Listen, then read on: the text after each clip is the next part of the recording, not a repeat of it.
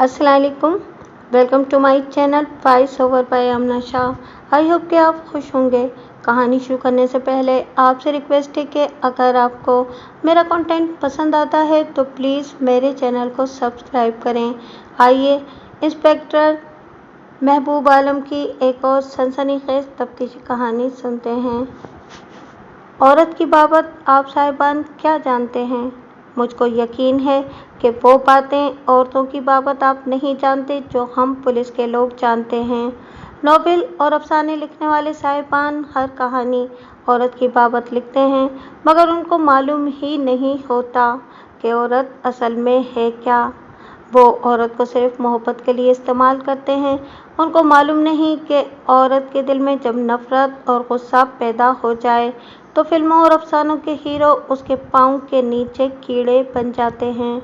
मज़हब के उलमा हजरात कहते हैं कि तुम लोग घर में एक से ज़्यादा औरतें निकाह पढ़ा कर रख सकते हो। उनको मालूम ही नहीं कि औरत लौंडी और कैदी नहीं। वो अगर एहतजाज की कार्रवाई पर उतर आए तो मज़हब वालों को ऐसे चक्कर देती है कि वो सारी सूरतें भूल जाते हैं। कोई कहता है कि औरत पर्दा करे और बाज़ कहते हैं कि पर्दे का कोई मतलब नहीं। इस वास्ते खुली फिरे जिस तरह के मर्द फिरता है, और वो अपने घर का और अपने बच्चों का वैसे ही ख्याल रखे जिस तरह मर्द रखता है। मेरा ख्याल है कि बात यही ठीक है, लेकिन हम लोगों ने जो पुलिस में सर्विस करते हैं या जो मेरी तरह सर्विस पूरी करके घर आ गए हैं, औरत को उसके असली रूप में देखा है। इस वास्ते मैं आपको यकीन के साथ बता रहा हूँ कि औरत को पर्दे में रखो, चाहे उसको पर्दे से आज़ाद कर दो। औरत एक ऐसी ताकत का नाम है जो मर्दों के मुंह फेर सकती है। ये ताकत बदी में भी इस्तेमाल हो सकती है और नेकी में भी। आपको वो भेद उसमें फिर भी नज़र नहीं आएंगे जो मैंने पुराने ज़माने के 12 गज लट्ठे के बुरके में लिपटी हुई औरत में देखा है।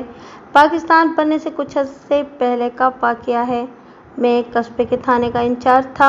इस कस्बे में हिंदू ज़्यादा थे, मुसलमान कम थे। इनमें 3-4 ख़ानदान बहुत अमीर थे। एक ख़ानदान जो एक मुसलमान खान बहादुर का था, ज़्यादा अमीर था। खान बहादुर उस शख्स का नाम नहीं, खिताब था जो अंग्रेज़ों ने उसको सरकार बरतानिया की खिदमत करने के सिले में दिया था। यह अंग्रेज़ों का अपना आदमी था। इसकी अपनी अराज़ी भी थी और बहुत सी अंग्रेज़ों ने इनाम में दी थी। खान बहादुर का इसी शहर में देसी चीनी के बर्तन बनाने का कारखाना भी था। दूर दूर तक ऐसा और कोई कारखाना नहीं था। इस वास्ते खान बहादुर का ये कारखाना बहुत चलता था। एक रोज़ ऐसा हुआ कि मैं थाने में अपने काम में लगा हुआ था कि एक औरत आई।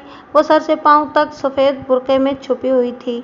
उस ज़माने में सफ़ेद बुर्के का ही रिवाज था जो लट्ठे का होता था। आजकल उसको शटल कॉक भी कहते हैं और नए ज़माने के लोग इस बुर्के का मजाक उड़ाते हैं। उस ज़माने में काला बुर्का शहरों में अमीर घरानों की औरतें लेती थीं और उसको फैशनी बुर्का कहा जाता था। ये औरत डरे डरे कदम उठाती और कांस्टेबलों से पूछती पूछती मेरे दफ्तर के दरवाजे में आकर रुक गई। सफ़ेद बुर्का ऐसा होता था कि इससे हाथ भी नज़र नहीं आते थे। इस वास्ते मैं मालूम ना कर सका कि औरत कैसी है और इसकी उम्र कितनी है। मैंने इसको इज्जत से कहा कि अंदर आ जाओ। वो अंदर आई तो मैंने उसको बिठाया और पूछा कि वो किस वास्ते आई है। मेरे घर चोरी हो गई है, उसने कहा। आप मेरी मदद करेंगे? यही हमारा काम है। मैंने कहा, मुझे बताएं कि चोरी कब हुई और क्या क्या गया है। मैं पूरी मदद करूंगा। उसने बुर्के का नकाब ऊपर उठा दिया। उसकी उम्र 1 साल कम या 1 साल ज़्यादा 35 साल थी। चेहरे पर जवानी का रंगो रोगन अभी मौजूद था। नक्श बहुत अच्छे थे। आंखों में कशिश ज़्यादा थी, लेकिन चेहरा उदास था। मालूम होता था कि माल ज़्यादा चोरी हो गया है। उसके घर में कोई मर्द नहीं होगा, इस वास्ते खुद आई थी। उसने कपड़े अच्छे पहने हुए थे। कानों और उंगलियों में जेवर था। इस वास्ते मैंने दिल में कहा कि खुशहाल घर की औरत है। उसने बताया कि मकान उसका बड़ा है, घर में वो है और उसका सिर्फ एक बेटा है जिसकी उम्र उसने 10 साल बताई। मैंने पूछा, खामिद कहाँ है? उसने बताया कि वो मर गया है। कोई भाई और अजीज़ रिश्तेदार भी नहीं। माँ बेटा एक ही कमरे में सोते थे। उस रोज़ सुबह उठकर वो उस कमरे में गई जिसमें ट्रंक रखे हुए थे। उसको सारे ट्रंक खुले हुए मिले। ट्रंक और सूटकेस इधर उधर पड़े हुए थे और उनमें जो कपड़े वगैरह थे वो उनमें से निकले हुए और सारे कमरे में बिखरे हुए थे। माल क्या गया है? मैंने पूछा। जेवर तो सारा निकल गया होगा। ना जी, उसने कहा, जेवर बिल्कुल नहीं गया। सब जेवर फर्श पर पड़ा था। नगद रकम गई होगी। ना जी, उसने कहा, नगद रकम भी सामने पड़ी थी, वो वहीं पड़ी है। वो चोरों ने ज़रूर देखी होगी मगर छोड़ गए हैं। मैं बहुत हैरान हुआ। जेवर भी चोर छोड़ गए और नकदी भी। फिर वो क्या लेने आए थे? मैंने उस खातून से कहा कि वो सामान बखेरने के वास्ते आए थे, बखेर कर चले गए। ना जी, उसने कहा, वो जो चीज़ साथ ले जाना चाहते थे ले गए हैं। गाय भैंस या घोड़ी खोलकर ले गए होंगे। मैंने पूछा। बड़े कीमती कागज़ थे। उसने कहा। जायदाद के? जायदाद के तो नहीं थे, उसने जवाब दिया, लेकिन इनका ताल्लुक जायदाद के साथ ही था। उसने बेचैन होकर कहा। मेरे खामिद के बहुत सारे खत थे जो वो मुझको लिखता रहता था। मैंने ये संभाल कर रखे हुए थे। इनके साथ मेरा निकाहनामा था। ये खत और निकाहनामा चोरी हो गए हैं। इनके बगैर मैं अपने खामिद की जायदाद में से हिस्सा नहीं ले सकती। आपको जायदाद के हिस्से से कोई महरूम नहीं कर सकता। मैंने उसे कहा, आपके अपने रिश्तेदार और आपके ससुराल ये तो नहीं कह सकते कि आप मरने वाली की बीवी नहीं थी। ये कोई राज की बात तो नहीं थी। आप बताती हैं कि आपका एक बेटा भी है। मैं आपको मशवरा देता हूँ कि अगर आपका कोई कीमती माल नहीं गया तो थाने में रिपोर्ट दर्ज कराने के झंझट में ना पड़ें। खतों और निकाहनामे को भूल जाएं। उसकी बातों में शाइस्तगी थी और वो अक्ल वाली औरत मालूम होती थी। इन खतों और निकाहनामे के बगैर कोई नहीं मानेगा कि मरने वाला मेरा खामिद था। उसने कहा, मुझको कुछ पता नहीं कि थाने में रिपोर्ट दर्ज कराई जाती है या क्या किया जाता है। मैं आपके पास मदद हासिल करने के लिए आई हूँ। अगर आप मुसलमान ना होते तो थाने में आने की हिम्मत भी ना करती। मैं इन रस्तों से वाकिफ़ नहीं हूँ। किसी ने बताया था कि आप मुसलमान हैं और बड़े नेक आदमी हैं। आपका खामिद कौन था? मैंने पूछा। उसकी जायदाद कितनी कुछ है?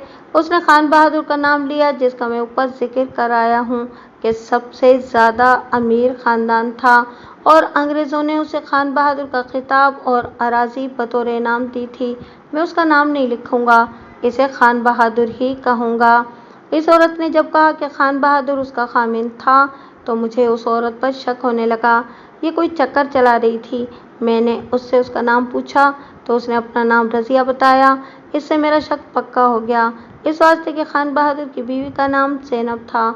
मैं इन दोनों औरतों के असल नाम नहीं बता रहा हूँ। मैं खान बहादुर के पूरे ख़ानदान से और उसके घर के हालात से वाकिफ़ था। उसके साथ मेरी दोस्ती थी। उसकी बीवी जिसका नाम ज़ैनब था पर्दा नहीं करती थी। मैं इन लोगों के यहाँ जब कभी जाता था तो ज़ैनब बाहर आकर मेरा हाल अहवाल पूछा करती थी। खान बहादुर तो बस खान बहादुर ही था। ज़ैनब अच्छी औरत थी। खान बहादुर को मरे 1.5 महीना हो गया था। उस वक्त उसकी उम्र 60 साल से ज़्यादा ना होती तो कम भी नहीं थी। मेरे सामने जो औरत बैठी हुई थी उसकी उम्र 35 साल से ज़रा कम या ज़रा ज़्यादा ही लगती थी। आप ठीक कहती हैं कि निकाहनामे के बगैर कोई नहीं मानेगा कि आप खान बहादुर की बेवा हैं। मैंने कहा, मैं भी निकाहनामा देखकर ही यकीन कर सकता हूँ कि वो आपके खामिद थे। मेरी एक बात कान खोलकर सुन लें, पुलिस के पास झूठी रिपोर्ट लेकर आना बहुत ही ख़तरनाक होता है।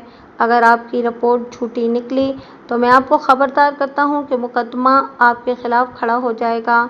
उसके होंठों पर ऐसी मुस्कुराहट आ गई जिसमें खुशी का रंग नहीं था। मैं अब इसको बहुत गौर से और शक को शुबे की नज़रों से देखने लगा। मैं खान बहादुर की दूसरी बीवी थी। रज़िया ने कहा, मैं आपको अपना यही मसला बताने आई हूँ। आप रिपोर्ट दर्ज ना करें। मैं एक मुश्किल में फंस गई हूँ, मुझे उसका हल बताएं। मुझे आप पहले ये बताएं कि आप खान बहादुर की बीवी कब बनी थी? मैंने कहा, अगर ये राज की कोई बात है तो ये मुझसे ना छुपाएं। इस वास्ते कि आप गलत बात करेंगी तो मैं आपकी कोई मदद नहीं कर सकूँगा। उसने मुझे अपनी शादी की सारी कहानी सुना दी। कहने लगी, मेरे अब्बा जान खान बहादुर के कारखाने में मैनेजर थे। ان کی دراصل گہری دوستی تھی۔ ابا جان ایک اور شہر میں کسی کمپنی میں ملازم تھے۔ مجھ کو معلوم نہیں کہ خان بہادر کے ساتھ ان کی دوستی کس طرح ہو گئی تھی۔ میں اور میری امی ابا جان کے ساتھ رہتے تھے۔ میں ابھی چھوٹی عمر میں تھی۔ مجھ کو یاد ہے کہ خان بہادر کے بچے بھی تھے۔ خان بہادر نے یہاں یہ کارخانہ کھول لیا اور میرے ابا جان کو نوکری چھڑوا کر یہاں لے آیا۔ آپ کے ابا جان کس پرائیویٹ کمپنی میں ملازم نہیں ہوں گے؟ میں نے کہا، وہ کسی ایسے سرکاری دفتر میں ملازم ہوں گے جہاں خان بہادر انگریز افسر کی چاپلوسی کے لیے جاتا ہوگا، اور آپ کے ابا جان کے بغیر یہ کام نہیں ہو سکتا ہوگا۔ یہ خان بہادر کسی کے دوست نہیں ہوا کرتے۔ وہ میری چھوٹی عمر کی باتیں ہیں، رضیہ نے کہا۔ آپ شاید ٹھیک کہتے ہوں گے۔ میں یہی جانتی ہوں کہ ابا جان یہاں خان بہادر کے پاس آ گئے۔ شاید کارخانے میں ان کی حصہ داری بھی تھی، لیکن کارخانہ ابا جان چلا رہے تھے۔ میں بڑی ہوئی، کارخانہ بھی بڑا ہو گیا۔ میں یہاں اسکول میں پڑھتی تھی۔ میرے 2 بھائی پیدا ہوئے اور مر گئے۔ میری امی بیمار رہنے لگیں۔ میں نے 8 جماعتیں پاس کر کے اسکول چھوڑ دیا، اس واسطے کہ گھر میں امی کو میری ضرورت تھی، اور دوسرا اس واسطے کہ یہاں ہائی اسکول نہیں تھا۔ خان بہادر کارخانے میں کبھی کبھی آیا کرتے تھے۔ اگر وہ آپ کے دوست ہیں تو آپ کو معلوم ہوگا کہ وہ اپنی زمین پر زیادہ رہتے تھے۔ میرے ساتھ بہت پیار کرتے تھے۔ 2 سال بعد میری امی فوت ہو گئیں۔ اب تو میں جوان ہو چکی تھی۔ میں نے گھر سنبھال لیا۔ خان بہادر نے کارخانے کے قریب ہمیں یہ مکان بنا دیا تھا۔ میں اسی میں رہتی ہوں۔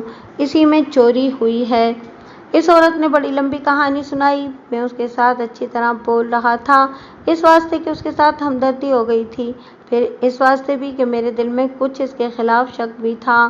میں آپ کو باریکیاں نہیں سناتا، اس واسطے کہ یہ آپ کو بور کریں گی اور کہانی خراب ہو جائے گی۔ اس عورت کی تھوڑی سی بات میری زبانی سن لیں۔ وہ جب 16-17 سال کی ہوئی تو نوجوانی نے اس کی خوبصورتی کو چاند کی طرح چمکا دیا۔ قد اونچا اور آنکھیں بہت خوبصورت ہو گئیں۔ میں اس کو 35 سال کی عمر میں دیکھ رہا تھا۔ اس وقت بھی اس کی خوبصورتی قائم تھی۔ خان بہادر نے اس پر پیار اور محبت کے جال پھینکنے شروع کر دیے۔ وہ اس کو پیسے اور تحفے دیتے تھے، اور رضیہ اس بات سے خوش ہوتی تھی کہ خان بہادر اس کو اپنی بیٹی سمجھتے ہیں۔ اس واسطے وہ محبت کا جواب محبت سے دیتی رہی۔ ابا جان نے مجھ کو کہنا شروع کر دیا کہ بیٹی، تمہاری شادی کا وقت آ گیا ہے۔ رضیہ نے مجھ کو بات سناتے ہوئے کہا۔ میں نے ابا جان سے کہا کہ امی فوت ہو گئی ہیں اور میں اس گھر سے نہیں جاؤں گی، اس واسطے کہ آپ اکیلے رہ جائیں گے۔ میں نے یہ ارادہ اپنے دل میں پکا کر لیا تھا کہ ابا جان کو اکیلے چھوڑ کر نہیں جاؤں گی اور شادی نہیں کروں گی۔ شادی کرنی ہے تو ایسے شخص کے ساتھ کروں گی جو گھر جوائی بن کے رہے۔ میرے دل میں ابا جان کا اتنا پیار تھا کہ میں نے اپنی زندگی ان پر قربان کرنے کا ارادہ کر لیا تھا۔ آپ کو معلوم ہے کہ والدین اپنی بیٹیوں کو گھر نہیں بٹھایا کرتے۔ ابا جان کو میری شادی کا غم لگ گیا۔ ہماری کوئی برادری نہیں ہے، اس واسطے رشتے کی مشکل ہو رہی تھی۔ غیر لوگوں کو رشتہ دینا بھی مشکل تھا۔ ابا جان نے میری یہ شرط مان لی کہ رشتہ اسے دیں گے جو ہمارے پاس رہے۔ آپ کو معلوم ہے ایسا رشتہ کہاں سے ملتا ہے؟ خان بہادر میرے اوپر اور زیادہ مہربان ہو گئے۔ ان کا ایک لڑکا جوان تھا، میں نے اس کو نہیں دیکھا تھا۔ پھر ایسے ہوا کہ ابا جان کی صحت خراب ہوئی اور شروع ہو گئی۔ وہ کام کرتے تھے مگر جلدی تھک جاتے تھے، اس واسطے کہ بوڑھے ہو گئے تھے۔ اس کے آنسو بہنے لگے اور وہ چپ ہو گئی۔ وہ دوپٹے سے آنسو پونچھتی رہی اور روتی رہی۔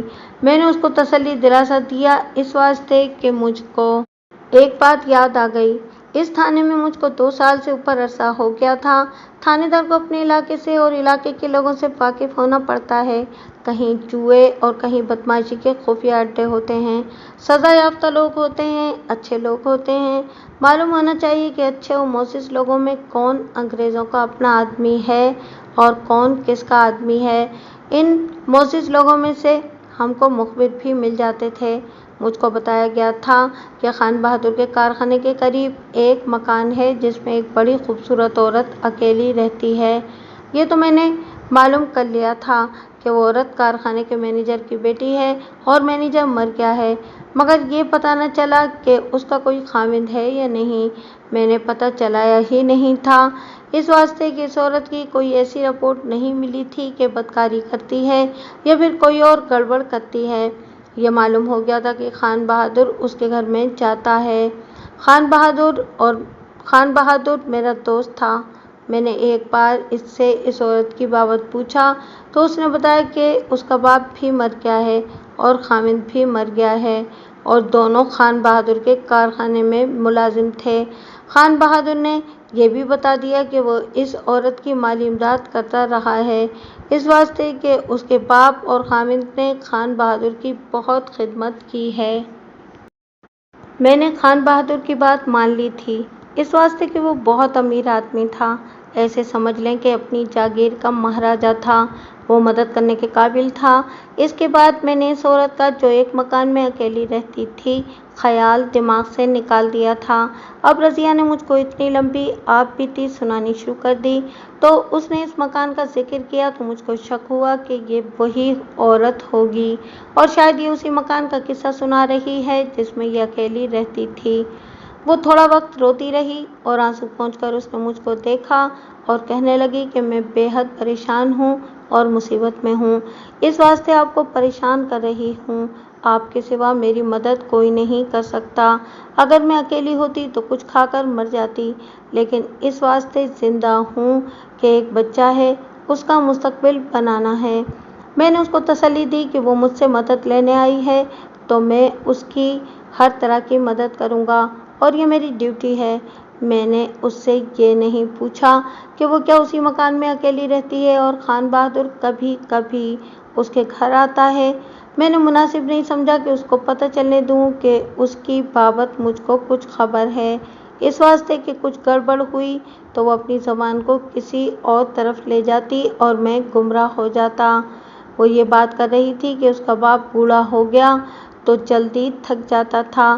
آگے اس نے کہا، اب تو میں نے شادی کا خیال دماغ سے نکال ہی دیا۔ ابا جان کو ہر وقت میری ضرورت ہوتی تھی۔ میں نے ایسا بھی دیکھا کہ ان کو میری شادی کا روگ لگ گیا تھا۔ میں ان کو ہنس ہنس کر تسلیاں دیتی تھی۔ خان بہادر صاحب آتے تھے تو میں نے ان کو بھی کہا کہ ابا جان کو کچھ سمجھائیں کہ میرا اتنا غم نہ کریں۔ آپ کو معلوم ہے کہ لڑکی اپنے باپ کے ساتھ اور اپنے بزرگوں کے ساتھ اپنی شادی کرنے یا نہ کرنے کی بات نہیں کر سکتی۔ آپ کہتے ہوں گے کہ یہ عورت بے حیا ہے، اس واسطے کہ بزرگوں کے ساتھ اپنی شادی کی باتیں کرتی تھی، لیکن آپ اپنے دماغ میں یہ سوچیں کہ گھر میں ابا جان ہی تھے اور میں تھی، میرا کسی عورت کے ساتھ اٹھنا بیٹھنا بھی نہیں تھا۔ میں تو ابا جان کی خاطر گھر میں قید ہو گئی تھی، پھر ابا جان کی صحت کو دیکھتی تھی تو دل جلتا تھا۔ ان کے دل کو خوش کرنے کے واسطے میں ہر ایک بات زبان سے کہہ دیتی تھی۔ اس حال میں 4 سال گزر گئے، میری عمر 21 سال ہو گئی۔ اس عمر تک کون اپنی بیٹی کو گھر بٹھاتا ہے؟ اتنی جوانی میں کوئی بیٹی گھر بیٹھتی ہی نہیں، مگر میں نے اپنا دل مار دیا۔ ابا جان کی حالت زیادہ خراب ہو گئی۔ خان بہادر نے ان کو کہا کہ تم ٹھیک ہوتے ہو تو کارخانے میں جایا کرو، ٹھیک نہیں ہوتے تو مت جاؤ۔ اس واسطے خان بہادر مجھ کو اچھے لگتے تھے کہ میرے ابا جان کا اتنا زیادہ خیال کرتے تھے، مجھ کو اب وہ قیمتی تحفے دیتے تھے۔ ایک روز خان بہادر ایسے وقت میرے گھر آ گئے جس وقت ابا جان کارخانے میں تھے۔ میں ان کو دیکھ کر بہت خوش ہوئی، اس واسطے کہ مجھ کو بیٹی سمجھ کر پیار کرتے تھے۔ انہوں نے ایسی بات کہہ دی جس واسطے میں کانپنے لگ گئی۔ پہلے تو کہنے لگے کہ تمہارے ابا جان تمہاری فکر کر کر کے بیمار اور بوڑھے ہو گئے ہیں۔ میں نے بہت کوشش کی ہے کہ کوئی گھر جوائی مل جائے لیکن نہیں ملا۔ پھر خان بہادر نے کہا کہ تمہارے ابا جان کو میں اپنے بھائیوں سے زیادہ عزیز سمجھتا ہوں، اس کا غم مجھ سے دیکھا نہیں جاتا۔ میں یہی کر سکتا ہوں کہ میں ہی تمہارے ساتھ شادی کر لوں۔ مجھ کو امید ہے کہ تم اس بات کو پسند کرو گی۔ میں آپ کو کس طرح بتاؤں کہ میری کیا حالت ہوئی؟ ایسا محسوس ہوتا تھا جیسے میرے ابا جان نے مجھ کو کہا ہے کہ بیٹی آج سے تم میری بیوی ہو۔ مجھ کو تو پتہ ہی نہیں چل رہا تھا کہ خان بہادر کو کیا کہوں۔ دل میں ان کا بہت لحاظ تھا۔ میں نے کہا کہ آپ خود سوچ لیں، میں تو کوئی جواب نہیں دے سکتی۔ انہوں نے مجھ کو ابا جان کے واسطے دیے، پھر محبت کی بات شروع کر دی کہ میں تمہاری محبت میں مرا جا رہا ہوں۔ وہ اپنی طرف سے بات پکی کر کے چلے گئے، مگر میری حالت ایسی ہو گئی کہ جسم کے اندر چونٹیاں چلنے لگیں۔ میں روتی بھی رہی۔ آخر ابا جان آ گئے۔ میں نے ان کو بتایا کہ خان بہادر مجھ کو کیا کہہ گئے ہیں۔ مجھ کو ڈر تھا کہ ابا جان پر بہت برا اثر ہوگا اور شاید وہ بے ہوش ہو جائیں گے اور ان کو بہت غصہ آئے گا جو ان کی صحت کو تباہ کر دے گا، مگر انہوں نے میری بات آرام سے سنی۔ ان پر کوئی خطرناک اثر نہ ہوا۔ میں نے ان کو بتایا کہ خان بہادر کی اس بات کی بابت میری دماغ میں کیسے کیسے خیالات آتے ہیں اور میں نے اس بات کو بہت برا سمجھا ہے۔ ابا جان نے میری ساری بات اور میرے خیال سن کر کہا، ہاں رضیہ بیٹی، انہوں نے اس بابت میرے ساتھ بات کر لی تھی، تمہارے ساتھ وہ بات نہ کرتے تو بھی اس کی کیا ضرورت تھی۔ میں خان بہادر کا یہ احسان اور ان کی یہ قربانی بھول نہیں سکوں گا اور اس شخص کی قیمت نہیں دے سکوں گا۔ ان کی ساری باتیں میں آپ کو نہیں بتا سکتی، جو مناسب ہیں وہ میں نے آپ کو بتا دیں۔ آج کل تھانے دار اور سرکاری اسپتالوں کے ڈاکٹر کسی کی اتنی لمبی بات نہیں سنا کرتے، ان کے آگے فیس رکھ دو تو کچھ توجہ دیں گے۔ ہمارے وقتوں میں کچھ اور معاملہ تھا، فیس تو اس وقت بھی چلتی تھی، لیکن اس طرح نہیں کہ فیس کے بغیر کام ہی رکے رہیں۔ اس وقت ڈر یہ ہوتا تھا کہ کسی نے اوپر والوں کو درخواست دے دی تو انگریز افسر دوڑے آئیں گے اور کوئی روح رعایت نہیں کریں گے۔ اس عورت کا معاملہ مجھ کو کچھ اور ہی نظر آتا تھا۔ عورت ذات تھی اور اس کے ساتھ کوئی مرد نہیں تھا، اس واسطے میں نے اس کو جو پہلے تسلی دی تھی اسی طرح پھر تسلی دی کہ وہ پوری بپتا سنائے، لیکن خیال ایسا دماغ میں رکھے کہ جھوٹ بولے گی تو میں اس کو سچ مان لوں گا۔ اس نے آگے بات اس طرح سنائی، خان بہادر نے صرف میرے ساتھ نہیں بلکہ میرے ابا جان کے ساتھ بھی بات پکی کر لی تھی اور ابا جان کہتے تھے کہ اس نے ہمارا مسئلہ حل کر دیا ہے۔ میں نے ابا جان سے کہا کہ خان بہادر کی عمر کی بابت ان کا کیا خیال ہے۔ انہوں نے کہا کہ بیٹی، مرد کی عمر اور شکل نہیں دیکھنی چاہیے، یہ دیکھو کہ خامد تندرست اور خوشحال ہے اور اس کے دل میں تمہاری محبت موجود ہے۔ تم دیکھ لو، خان بہادر میں یہ ساری چیزیں موجود ہیں۔ میں اس رشتے کو قبول نہ کرتی، لیکن ابا جان کی آنکھوں میں آنسو آ گئے اور انہوں نے کہا، اگر تم مجھ کو زندہ دیکھنا چاہتی ہو تو خان بہادر کو قبول کر لو، اگر مجھ کو اس حال میں چھوڑ کر جانا چاہتی ہو تو ایسے رشتے بہت ملتے ہیں۔ میں نے کہا کہ خان بہادر گھر جوائی تو نہیں بنیں گے، ان کی بیوی بھی ہے، بچے بھی ہیں اور سنا ہے کہ ایک لڑکا میری عمر کا یا سال ڈیڑھ سال مجھ سے بڑا ہے۔ ابا جان نے بتایا کہ یہی تو خان بہادر نے مجھ پر مہربانی کی ہے، وہ کہتے ہیں تم یہیں گھر میں رہو گی، خان بہادر یہیں آ جایا کریں گے اور اس شادی کو وہ راز میں رکھنا چاہتے ہیں۔ کبھی مجھ کو ایسے صبر آ جاتا کہ میں خواب دیکھ رہی ہوں اور جاگ جاؤں گی تو یہ معاملہ غائب ہو جائے گا۔ ابا جان نے اس بات کو پکا کر دیا تھا۔ انہوں نے مجھ کو بتایا کہ معاملہ کس طرح طے ہوا ہے۔ میں اس تفصیل کو مختصر کر دیتا ہوں۔ ہمارے معاشرے میں اس وقت بھی جب ہم ہندوستانی کہلاتے تھے اور بعد میں جب ہم پاکستانی کہلاتے ہیں، ایسے واقعات کسی کو حیران نہیں کرتے۔ دولت ہو تو مرد بڑھاپے میں بھی اپنے آپ کو جوان سمجھتا ہے اور جوان لڑکی کو بیوی بنا لیتا ہے۔ اس کے بعد اس کو مجبوراً یہ کرنا پڑتا ہے کہ بیوی کا غلام ہو جاتا ہے اور اپنے آپ کو دھوکہ دے لیتا ہے کہ یہ نوجوان بیوی اس کو بہت چاہتی ہے۔ اس قسم کی شادیوں کے بعد جو چاند چڑھتے ہیں وہ صرف خاوند کو نظر نہیں آتے، باقی ان کو ساری دنیا دیکھتی ہے۔ ان کے کچھ نتیجے پولیس کے پاس بھی آتے ہیں۔ کوئی نوجوان بیوی اپنے دوست کے ساتھ مل کر اپنے بوڑھے خاوند کو زہر دے دیتی ہے۔ بعض بیویاں اپنے دوستوں کے ساتھ بھاگ جاتی ہیں، بعض کچھ کھا کر مر جاتی ہیں، اور میں نے ایسی 3 لڑکیوں کو اپنی سروس میں سزا دلائی ہے، جن میں سے ایک نے اپنی ماں کو اور 2 نے اپنے باپوں کو زہر دے کر مار دیا تھا، اس واسطے کہ انہیں ماں باپ نے رقم لے کر بوڑھوں کے ساتھ بیاہ دیا تھا۔ میں نے یہ بات اس واسطے کی ہے کہ رضیہ جو واقعہ مجھ کو سنا رہی تھی اس سے میں حیران نہیں ہوا، پاکستان اور ہندوستان میں ایسے واقعات ہوتے رہتے ہیں۔ رضیہ کے باپ اور خان بہادر نے یہ طے کر لیا تھا کہ اس شادی کو خفیہ رکھیں گے۔ مجھ کو بعد میں پتہ چلا تھا کہ خان بہادر کے پہلے سسرال میں مرد بہت تھے اور وہ سب ڈانگ مار تھے۔ خان بہادر ان سے ڈرتا تھا، اسی واسطے وہ شادی کو خفیہ رکھنا چاہتا تھا، لیکن ظاہر کرتا تھا کہ رضیہ کے باپ پر اس نے احسان کیا ہے کہ اس کی بیٹی اس کی دیکھ بھال کے واسطے اسی کے پاس اپنے گھر میں رہے گی۔ رضیہ نے بتایا کہ نکاح نامے میں حق مہر 25,000 لکھا تھا، جو اس زمانے میں بہت ہی زیادہ رقم تھی، اور یہ مکان اس نے رضیہ کے نام کر دیا تھا۔ رضیہ نہیں مان رہی تھی۔ اس کا باپ اس کے سامنے رو پڑا اور اس کو کہا کہ میری صحت اور اس کو لگا ہوا روگ دیکھ لو۔ تم نے کہا تھا کہ تم مجھ پر اپنی زندگی قربان کر دو گی، مگر تم اپنے بوڑھے باپ کو اور روگ لگا رہی ہو۔ رضیہ بہت اچھے خیالوں والی عورت تھی۔ اس نے باپ کے آنسو دیکھے تو اس نے اپنی جوانی اور جذبات کی قربانی دے دی۔ ایک رات خان بہادر آیا۔ اس کے ساتھ ایک مولوی بم نکاح رجسٹرار تھا اور ایک گواہ تھا جس کو رضیہ نہیں جانتی تھی کہ وہ کون ہے۔ لڑکی کا باپ موجود تھا جس کی رضامندی ضروری تھی، اس واسطے کہ نکاح غیر شرعی اور غیر قانونی نہیں تھا۔ نکاح ہو گیا۔ نکاح رجسٹر سے لڑکی والوں کا حصہ پھاڑ کر رضیہ کے باپ کو دیا گیا اور دوسرا حصہ خان بہادر کو، تیسرا حصہ رجسٹر میں لگا رہا۔ لڑکی اور لڑکے کے نام، باپ کا نام اور نکاح خواہ کا نام، یہ سب نام ٹھیک لکھے گئے تھے۔ میں نے رضیہ کو بتایا کہ اسے نکاح نامے کا غم نہیں کرنا چاہیے، اس واسطے کہ نکاح رجسٹر موجود ہے جو میں ڈھونڈ کر حاضر کر دوں گا۔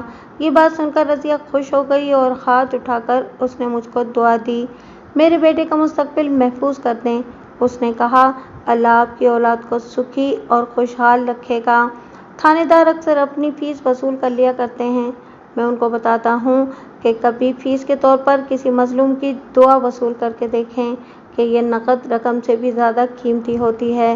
میں نے بہت سے مظلوموں کی دعائیں رشوت کے طور پر لی ہیں، گواہ اللہ ہے کہ میری اولاد سکھی اور خوشحال ہے۔ اتنی خوبصورت لڑکی ایسے آدمی کی بیوی بن گئی جو اس سے 25-26 سال بڑا تھا اور اس کے بیٹے کی عمر رضیہ جتنی تھی۔ رضیہ کی عجیب سی ازدواجی زندگی شروع ہو گئی۔ خان بہادر ہفتے میں کبھی 1 کبھی 2 دن رضیہ کے گھر گزارتا تھا، 1-2 دفعہ ہفتے میں دن کو بھی آتا تھا۔ 2 سال بعد رضیہ کے ہاں یہ لڑکا پیدا ہوا۔ اب یہ بچہ 10 سال کا ہو گیا تھا۔ خان بہادر بیمار ہو گیا اور پورا 1 مہینہ رضیہ کے پاس نہ آیا۔ میں نے آپ کو شاید یہ نہیں بتایا کہ خان بہادر کا گاؤں جہاں اس کی اراضی تھی قصبے سے 14-15 میل دور تھا۔ وہ جگہ دوسرے تھانے کے علاقے میں تھی۔ میں اس علاقے میں رہ چکا تھا اور خان بہادر کے ساتھ میری دوستی وہیں ہوئی تھی۔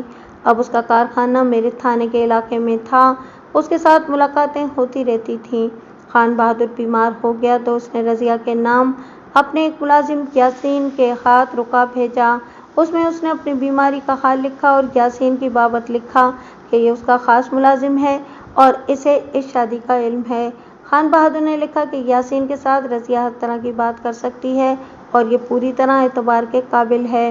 بیماری لمبی ہو گئی۔ خان بہادر نے یاسین کے ہاتھ 3-4 رقعے بھیجے۔ رضیہ ان رقعوں کو سنبھال کر رکھتی رہی۔ رضیہ کو اپنے باپ نے بتایا کہ خان بہادر کی غیر حاضری میں اس کا بیٹا حامد کبھی کبھی کارخانے میں آتا ہے۔ حامد اصلی نام نہیں۔ خان بہادر اور اس کے بیٹے کو رضیہ کے باپ پر بھروسہ تھا، اس واسطے ان کو کارخانے کا کوئی غم نہیں تھا۔ اس سے آگے میں اس قصے کو اور زیادہ مختصر کر دیتا ہوں۔ رضیہ پہلے ہی گھر میں ایک قیدی کی طرح زندگی گزار رہی تھی۔ شادی کے بعد تو وہ بالکل ہی قیدی بن گئی۔ شادی کا راز اس کو پریشان رکھتا تھا اور اس واسطے وہ اور زیادہ اداس رہتی تھی کہ اس کو اپنی عمر سے دگنی سے بھی زیادہ عمر کا خاوند ملا تھا۔ ایسا سمجھ لیں جیسے افسانے لکھنے والے لکھا کرتے ہیں کہ اس کی جوانی کے جذبات کو گھن لگ گیا، وہ کسی سے بھی نہیں ملتی تھی۔ خان بہادر امیر آدمی تھا اور دیہات میں رہتا تھا اور خالص غذا کھاتا تھا، اس واسطے وہ تندرست رہا، مگر وہ شراب پیتا تھا۔ رضیہ کو شاید معلوم نہیں تھا، شراب نے اس کو بیمار کرنا شروع کر دیا۔ بڑھاپا پہلے ہی تھا، وہ ڈاکٹروں اور حکیموں کی گرم و سرد دوائیں کھانے لگا، ان سے اس کا جسم کمزور ہو گیا۔ یہ ایسی باتیں ہیں جو مجھ کو رضیہ نے نہیں بتائی تھیں، کچھ مجھ کو معلوم تھی، اس واسطے کہ میں اس کو بیماری کے دوران کئی مرتبہ ملا تھا۔ میں نے اس کو کہا تھا کہ وہ اب شراب چھوڑ دے، لیکن اس واسطے کہ عادت بہت پرانی تھی، وہ شراب نہیں چھوڑتا تھا۔ میں اس کے گھر کے سارے حالات جانتا تھا، لیکن اس دوسری شادی کا مجھ کو ذرا سا بھی شک نہیں ہوا۔ شادی کے 5-6 سال بعد رضیہ کا باپ مر گیا۔ اسی کے واسطے رضیہ نے یہ قربانی دی تھی کہ اپنی جوانی کو برف میں دبا دیا تھا، وہ بھی نہ رہا۔ رضیہ نے مجھ کو کہا، اگر پتہ چل جاتا کہ ابا جان میری شادی کے بعد اتنی جلدی مر جائیں گے تو میں خان بہادر کے ساتھ شادی ہی نہ کرتی، 5-6 سال انتظار کر کے اپنی عمر کا کوئی آدمی ڈھونڈ لیتی۔ یہ کہہ کر اس نے پھر رونا شروع کر دیا۔ خان بہادر نے کارخانے کے کسی مزدور کی بیوی کو رضیہ کے گھر ملازم رکھوا دیا۔ یہ عورت بھی یاسین کی طرح قابل اعتبار تھی اور اس کو الگ سے تنخواہ ملتی تھی۔ رضیہ نے کئی مرتبہ خان بہادر سے کہا کہ اس طرح کیسے زندگی گزرے گی، مناسب یہ ہے کہ اس بھید سے پردہ اٹھا دیں، لیکن خان بہادر اتنا بزدل نکلا کہ پردہ اٹھاتے ہوئے ڈرتا تھا۔ ویسے وہ بزدل نہیں تھا، پیشہ ور قاتل اور ڈاکو اس کے ہاتھ میں تھے، سارا علاقہ اس سے ڈرتا تھا، جابر اور روب والا آدمی تھا، مگر دوسری شادی کے معاملے میں اس نے بہت بزدلی دکھائی۔ یہ اس کی بڑی سخت غلطی تھی۔ جس طرح میرے ابا جان کو میرا غم کھا رہا تھا، بالکل اسی طرح خان بہادر کو دوسری شادی کیڑوں کی طرح کھانے لگی۔ رضیہ نے کہا، وہ میرے بیٹے کے ساتھ بہت پیار کرتے تھے، مگر کبھی کبھی یکلخت خاموش ہو جاتے اور پھر بے چین سا ہو کر باہر نکل جاتے۔ یہ تو میں نے بھی دیکھا۔ جن دنوں کی بات رضیہ کر رہی تھی، ان دنوں اور آخری دنوں وہ بہت اداس اور پریشان رہتا تھا۔ اس کی موت کی مجھے اطلاع ملی تو میں فوراً اس کے گاؤں گیا اور جنازے میں شامل ہوا تھا۔ اب رضیہ نے بات سنائی تو میں خان بہادر کی اداسی اور پریشانی کی وجہ سمجھا۔ رضیہ کا بیٹا 10 سال کا ہو گیا، وہ اسکول پڑھتا تھا۔ اس بچے کے بعد رضیہ کو کوئی بچہ نہ ہوا۔ خان بہادر بیمار رہنے لگا تھا اور وہ بہت تیزی سے بوڑھا ضعیف نظر آنے لگا۔ میرے دماغ میں یہ خیال آیا کہ رضیہ کی خوبصورتی اور اس کے قد بت نے خان بہادر کی عقل پھیر دی تھی۔ اس نے پھری ہوئی عقل سے شادی کر لی، لیکن جب اس کا جسم اور جذبات ٹھنڈے ہونے لگے تو اس کو احساس ہوا کہ وہ کیا غلطی کر بیٹھا ہے۔ مجھ کو ایک خیال یہ بھی آیا کہ وہ اپنے بڑے بیٹے سے دبتا تھا۔ میرے اس خیال کی تصدیق بعد میں ہو گئی تھی۔ خان بہادر اور رضیہ کے پاس آنے کی بجائے اپنے ملازم یاسین کے ہاتھوں خفیہ طور پر پیسے اور روپے بھیجتا رہتا تھا۔ رضیہ روپے سنبھال کر رکھتی رہی، یہ اب چوری ہو گئے تھے۔ روپے پیسے کی اسے کوئی تنگی نہیں تھی۔ ایک روز یاسین رضیہ کو یہ خبر سنانے آیا کہ خان بہادر مر گئے ہیں۔ اسے مرے 2 روز گزر گئے تھے۔ یاسین گھر میں ماتم کی وجہ سے مصروف تھا، اس واسطے وقت پر نہ آ سکا۔ اب بھی وہ چوری چھپے آیا تھا۔ رضیہ کو خان بہادر کے مرنے کا غم یہ نہیں تھا کہ اس کا خامد مر گیا ہے، بلکہ یہ غم تھا کہ اب اخراجات کا کیا بندوبست ہوگا۔ یہ ڈر بھی لگا کہ اب خان بہادر کا بیٹا حامد کارخانے میں آ جائے گا اور وہ مکان سے نکال دے گا۔ خان بہادر نے اسے کسی وقت بتایا تھا کہ اپنے بیٹے کو اس نے اراضی کے معاملات میں ایسا مصروف رکھا ہوا ہے کہ وہ کارخانے میں نہیں آ سکتا۔ خان بہادر کے مرنے کے بعد رضیہ کو پہلا خیال یہ آیا کہ اب پیسے کہاں سے آئیں گے، اور اس کے دماغ میں دوسرا خیال جائیداد میں سے اپنے بچے کے حصے کا آیا۔ اس نے اپنے باپ کے کاغذوں میں سے نکاح نامہ ڈھونڈ لیا اور اس کو یہ خوشی ہوئی کہ اس نے کسی خیال کے بغیر خان بہادر کے سارے روپے سنبھال کر رکھے ہوئے تھے۔ اس نے سارے روپے اکٹھے کر لیے اور نکاح نامہ ان کے ساتھ رکھ کر ایک کپڑے میں باندھ دیے۔ اس کو بڑا عقل والا خیال آیا تھا کہ وہ جب کہے گی کہ وہ بھی خان بہادر کی بیوہ ہے اور اس کا بیٹا خالد خان بہادر کا بیٹا ہے تو کوئی بھی یقین نہیں کرے گا، سب کہیں گے کہ یہ عورت پاگل ہے یا دھوکے باز ہے۔ اب بتاؤ یہ راز کس طرح کھلا؟ میں نے رضیہ سے پوچھا۔ راز کھلا ہے تو ہی کسی نے یہ کاغذات چوری کر لیے ہیں۔ چور میرے دماغ میں ہے، وہ خان بہادر کا بیٹا حامد ہے، اس میں کوئی شک نہیں۔ اگر آپ کو معلوم ہے تو مجھ کو بتائیں کہ یہ راز کس طرح ظاہر ہوا۔ رضیہ نے سر جھکا لیا۔ میں اسے دیکھتا رہا۔ اس نے سر اٹھایا اور پھر سر جھکا لیا۔ میں سمجھ گیا کہ اس میں بھی کوئی راز ہے، اس واسطے کہ اس نے نظریں چھپا لی ہیں۔ میں نے بڑے آرام اور ہمدردی سے اسے بولنے کو کہا۔ اس نے سر اٹھایا اور آہستہ سے بولی، یہ بھی بتانا پڑے گا آپ نے جہاں اتنی لمبی بات سنا دی ہے وہاں یہ بات چھپانے کی کوئی تک نہیں۔ میں نے کہا، اگر آپ چور پکڑنا چاہتی ہیں تو مجھ سے کچھ نہ چھپائیں، یہ نہ بھولیں کہ آپ مجھ سے مدد لینے آئی ہیں۔ اس نے ایک اور کہانی سنا دی۔ اس نے ارادہ کیا تھا کہ نہیں سنائے گی، اس واسطے کی بات ہی کچھ ایسی تھی۔ خان بہادر کے مرنے کے 7-8 روز بعد میرے دروازے پر دستک ہوئی۔ رضیہ نے سنایا۔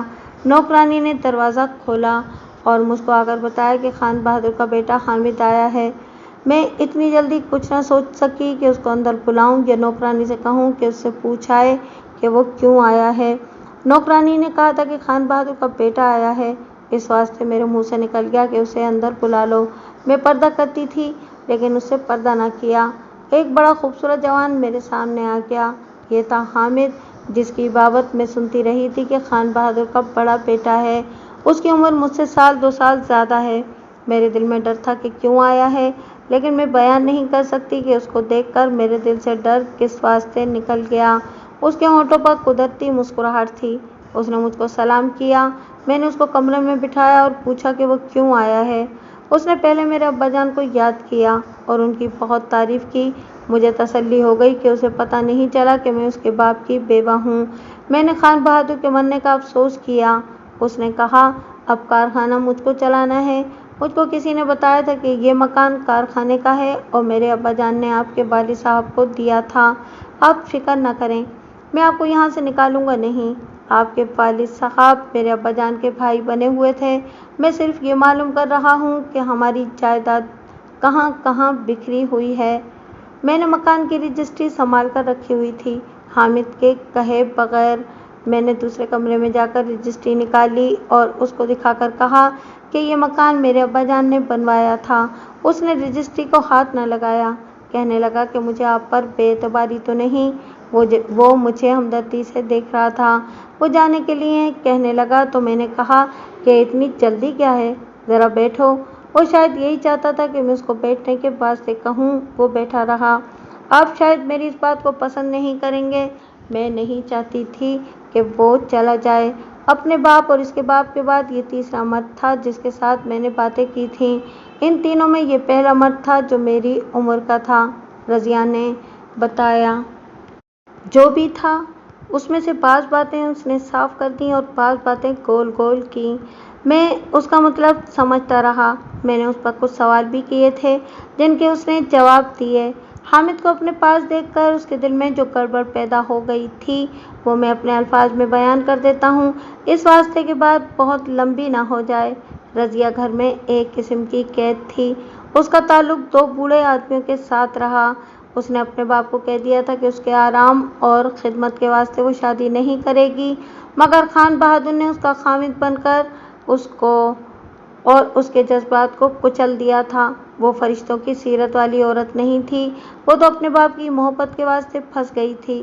اب حامد اس کے پاس آیا تو اس کے اندر جو عورت قید تھی وہ آزاد ہونے کے واسطے تڑپنے لگی۔ اور اس کے دل میں یہ خیال آیا کہ اس کا خامند حامد جیسا آدمی ہونا چاہیے تھا، اس واسطے اسے اپنے اوپر قابو نہ رہا۔ حامد کے دل میں بھی شاید ایسے ہی خیال آ گئے تھے۔ رضیہ ابھی تک خوبصورت تھی۔ حامد نے اس کے ساتھ ہمدردی اور بے تکلفی کی باتیں شروع کر دیں۔ ایسی باتیں رضیہ کو بہت اچھی لگیں۔ حامد جب جانے لگا تو رضیہ کے منہ سے بے اختیار نکل گیا کہ آپ پھر آئیں گے، اور خود ہی کہا، ضرور آنا، میں انتظار کروں گی۔ حامد نے پکا وعدہ کیا کہ کل آؤں گا۔ رضیہ نے مجھے بغیر شرم کے بتا دیا کہ حامد چلا گیا تو رضیہ کو بہت افسوس ہوا۔ حامد دوسرے دن آیا تو رضیہ کو دل میں ایسے لگا جیسے وہ اس عمر تک اسی خوبصورت شخص کا انتظار کرتی رہی ہے۔ حامد کو میں جانتا تھا، وہ شریف آدمی نہیں تھا۔ اس نے رضیہ کے ساتھ بے تکلفی پیدا کر لی، لیکن رضیہ میں ابھی کچھ شرم اور جھجک باقی رہ گئی تھی۔ اس نے حامد پر یہ تو ظاہر کر دیا کہ وہ اسے بہت اچھا لگتا ہے، لیکن یہ ظاہر نہ ہونے دیا کہ کیوں اچھا لگتا ہے۔ حامد نے اس سے پوچھا کہ اس کا خامند کہاں ہے۔ رضیہ کو یقین ہو چکا تھا کہ حامد کو اس کی شادی کا کچھ علم نہیں، اس واسطے اس نے جھوٹ بولا۔ اس بچے کے پیدا ہونے کے 1 سال بعد میرا خامند مر گیا تھا، رضیہ نے کہا۔ میں نے پھر اس واسطے دوسری شادی نہیں کی کہ ابا جان اکیلے تھے اور بیمار رہتے تھے۔ میں نے اپنی جوانی ان پر اور اپنے بچے پر قربان کر دی۔ تم کو پتہ چل گیا ہوگا کہ جان کی قربانی دینا آسان ہے، حامد نے کہا، لیکن جذبات کی قربانی دینا بڑا مشکل کام ہے۔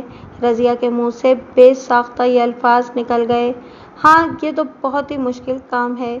اس دن دونوں نے ایک دوسرے کو سمجھ لیا کہ دلوں میں کیا ہے، اور انہوں نے ایک دوسرے کو بتا بھی دیا۔ رضیہ کی حرکتوں کی وجہ سے حامد کو پتہ چل گیا کہ یہ عورت اب اس کی اپنی ہے۔ اسی دن حامد کو گاؤں جانا تھا۔ اس کے باپ کا ابھی 40واں بھی نہیں ہوا تھا۔ اس کو گھر سے ہی پیغام ملا تھا کہ وہ فوراً گاؤں آ جائے۔ وہ رضیہ کو یہ کہہ کر چلا گیا کہ جلدی آؤں گا۔ وہ جلدی نہ آ سکا۔ تقریباً 20 دن گزر گئے۔ وہ شام کے وقت آیا۔ رضیہ نے اس کو کہا کہ وہ کھانا یہیں کھائے۔ حامد یہیں رہنے کے لیے آیا تھا۔ وہ رک گیا۔ کھانے کے بعد رضیہ نے نوکرانی کو گھر بھیج دیا۔ رضیہ جب سونے والے کمرے میں حامد کے ساتھ داخل ہوئی تو آگے جو ہوا وہ اس کے الفاظ میں سنیں۔ کوئی تھانے دار ہر مجرم کی باتیں یاد نہیں رکھ سکتا، اس واسطے کہ اتنے لمبے عرصے میں ہزاروں مجرم سامنے آتے ہیں اور گزر جاتے ہیں، لیکن بعض باتیں ایسی ہوتی ہیں کہ انسانوں کی عمر 200 سال ہو جائے تو بھی وہ ان باتوں کو نہیں بھول سکتا۔ رضیہ کی یہ بات مجھ کو ابھی تک یاد ہے۔ میں اندھی ہو گئی تھی جی، اس نے بڑے صاف الفاظ میں کہا۔ میں حامد کو ساتھ لے کر سونے والے کمرے میں جب پہنچی تو میرے سامنے 2 پلنگ ایک ساتھ بچھے ہوئے تھے۔ معلوم نہیں وہ کیا چیز تھی جس نے میرے دل کو مٹھی میں پکڑ لیا اور اتنے زور سے دبایا کہ میں نے دل میں اور سر میں سخت درد محسوس کیا۔ میرا پسینہ بھی نکل آیا۔ کون کہتا ہے کہ جو مر جاتے ہیں ان کی روحیں واپس نہیں آتیں؟ میں نے پہلے خان بہادر کو دیکھا۔ وہ پلنگ پر بیٹھے تھے اور مجھ کو دیکھ رہے تھے۔ ان کا چہرہ بہت اداس تھا۔ اسی پلنگ پر میرے ابا جان بھی لیٹا کرتے تھے۔ ان کی وفات بھی اسی پلنگ پر ہوئی تھی۔ یہیں سے ان کی میت اٹھائی گئی تھی۔ خان بہادر کو میں نے اسی پلنگ پر اداس بیٹھے دیکھا تو ان کا چہرہ میرے ابا جان کا چہرہ بن گیا۔ انہوں نے کہا، تم تو کہتی تھی کہ اپنے جذبات میرے واسطے قربان کر دو گی، کیا کر رہی ہو رضیہ؟ پھر ابا جان بھی غائب ہو گئے اور کمرے میں مجھ کو کسی مرد کے رونے کی آوازیں سنائی دینے لگیں۔ مجھ کو اپنے باپ اور حامد کے باپ کی آوازیں جو سسکیوں کی طرح تھیں سنائی دے رہی تھیں۔ معلوم نہیں وہ کیا کہہ رہے تھے، میں اتنا ہی جانتی تھی کہ وہ اس گھر میں موجود ہیں۔ میں نے ڈرے ہوئے لہجے میں کہا، نہیں حامد، میں یہ گناہ نہیں کر سکتی۔ حامد نے جب میرے انکار کو سنا تو وہ دست درازی پر اتر آیا۔ میں ایک دم جوش سے اٹھی اور اس کے منہ پر بڑی زور سے تھپڑ مار کر کہا، بدکار پاپی، تجھ کو اپنے باپ کی بھی آواز نہیں سنائی دیتی؟ میں تیری ماں ہوں، سوتیلی ماں۔ میں تیرے باپ کی بیوہ ہوں۔ تیرا باپ اس گھر میں موجود ہے۔ اس نے پوچھا کہ اس کا ثبوت کیا ہے؟ میں اس وقت کسی اور حالت میں تھی اور وہ بڑا تندرست اور طاقتور مرد تھا۔ اس کی آنکھیں لال ہو گئی تھیں اور وہ وحشی بنا ہوا تھا۔ میں اس سے اپنی عزت بچانے کی کوشش کر رہی تھی۔ میں طاقت سے اس سے نہیں بچ سکتی تھی۔ اس نے ثبوت مانگا تو میں نے ٹرنک میں سے نکاح نامہ نکال کر اسے دکھا دیا اور پھر اس کو وہ خط بھی دکھائے جو خان بہادر اپنے ملازم یاسین کے ہاتھ مجھے بھیجا کرتے تھے۔ اس نے جب نکاح نامہ دیکھ لیا تو میں نے جھپٹا مار کر اس کے ہاتھ سے نکاح نامہ لے لیا۔ اس نے اپنے باپ کا ایک ہی خط دیکھا اور خود ہی مجھ کو دے دیا۔ وہ بالکل ٹھنڈا ہو گیا، اس کی زبان بند ہو گئی۔ وہ آہستہ سے گھوما اور کرسی پر بیٹھ گیا۔ پہلے تو اس نے سر کو جھکائے رکھا، پھر مجھ کو دیکھ کر بولا، تو یہ خفیہ شادی تھی؟ میرے ابا جان 2 زندگیاں گزار کر مرے ہیں۔ میں نے پیار سے اس کے سر پر ہاتھ پھیرا اور اس کے سامنے فرش پر بیٹھ کر کہا، وہ مر گئے ہیں، جو ہونا تھا ہو چکا ہے، تم نے دیکھ لیا ہے۔ میرے دل میں تمہاری کتنی محبت ہے، اسے قائم رہنے دو۔ میرا بیٹا خالد تمہارا بھائی ہے، اس کی آنے والی زندگی سنوار دو۔ دیکھو میں نے تمہیں کتنے بڑے گناہ سے بچایا ہے۔ اس نے مجھ کو اس طرح چونک کر دیکھا جیسے سویا ہوا تھا اور میری آواز پر جاگ اٹھا ہے۔ اس کے منہ سے یہ الفاظ نکلے، تمہارا بیٹا میرے باپ کا بیٹا ہے، تم کہتی ہو کہ اس کی آنے والی زندگی کو میں سنوار دوں؟ میں تمہارا مطلب سمجھتا ہوں۔ معلوم نہیں وہ کیا سمجھا۔ اس نے پھر سر جھکا لیا اور پھر اٹھ کر کمرے میں ٹہلنے لگا۔ اس نے رک کر کہا، زبانی تو کوئی نہیں مانے گا کہ تم خان بہادر کی دوسری بیوی تھیں۔ یہ نکاح نامہ اور ان کے خط مجھ کو دے دو۔ मैं अपनी माँ को दिखाकर جائیداد میں سے تمہارے بیٹے کا حصہ الگ کر دوں گا۔ اس کا لہجہ بدل گیا تھا۔ پہلے تو صاف پتہ چلتا تھا کہ وہ بدکاری کے اوپر اترا ہوا ہے، مگر اب ایسے لگا جیسے وہ نکاح نامہ اور خط ہی لینے آیا ہے۔ اس کی باتیں روکھی ہو گئی تھیں۔ میں خدا کا شکر ادا کرتی ہوں کہ جس نے میری عقل کو جگا دیا اور یہ خیال آیا کہ شادی کا ثبوت یہی کاغذ ہیں۔ اگر یہ میں نے دے دیے تو کس کو کہوں گی کہ میں خان بہادر کی دوسری بیوی تھی اور میرا بیٹا جائیداد کے حصے کا حقدار ہے۔ میں نے حامد کو یہ کاغذ دینے سے انکار کر دیا۔ اس نے کہا، اگر نکاح نامہ اور یہ خط مجھ کو نہیں دو گی تو بہت نقصان اٹھاؤ گی۔ میں نے اس کو کہا کہ یہی ایک ثبوت ہے، یہ میں کسی قیمت پر نہیں دوں گی۔ اس نے کہا کہ دیکھو رضیہ، میرے دل میں تمہاری محبت پیدا ہو گئی ہے۔ میں تم کو صاف صاف بتا دیتا ہوں کہ تمہارا بیٹا تمہارا حصہ دار نہیں بنے گا۔ میں تم کو کچھ رقم دے دوں گا، کہو 10,000 منظور ہے؟ میں نے اس کو کہا کہ مجھ کو ایسا شوق بالکل نہیں ہے کہ نقد رقم حاصل کروں یا اپنے بیٹے کو جائیداد کا حصہ دار بناؤں اور اس کا پورا حصہ وصول کروں۔ میں صرف یہ چاہتی ہوں کہ میرے بچے کے مستقبل کا کوئی بندوبست ہو جائے۔